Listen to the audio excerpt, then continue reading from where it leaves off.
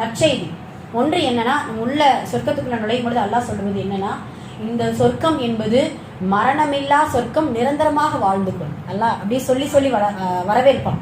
மரணமில்லா சொர்க்கம், நிரந்தரமாக வாழ்ந்து கொள். இந்த துன்யாவில் அது கிடையாது.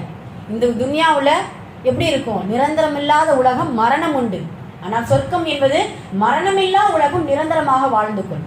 அல்லாஹ் இரண்டாவது நற்செய்தியை கொண்டு நமக்கு சொர்க்கத்துக்குள்ள வரவேற்பா. இந்த சொர்க்கம் என்பது இளமை, முதுமை இல்லாத சொர்க்கம், இளமையாக வாழ்ந்து கொள். அல்லாஹு தாலா சொல்லக்கூடிய வார்த்தை, முதுமை இல்லாத சொர்க்கம். முதுமை என்கின்ற ஒன்றே கிடையாது. இளமையாக நீ என்ன செஞ்சுக்கோ, இந்த சொர்க்கத்துக்குள்ள வாழ்ந்துக்கோ. சொர்க்கத்துக்குள்ள உள்ள நுழையும் பொழுது மூன்றாவது நற்செய்தி நமக்கு சொல்லுவான், எவ்வளவு வேணாலும் அனுபவிச்சுக்கோ. இந்த சொர்க்கத்துக்குள்ள நிராசை மட்டும் அடைந்து விடாது. அல்லாஹ் சொல்லக்கூடிய வார்த்தை, எவ்வளவு வேணாலும் சொர்க்கத்துக்குள்ள என்ன வேணாலும் கேட்டுக்கலாம்.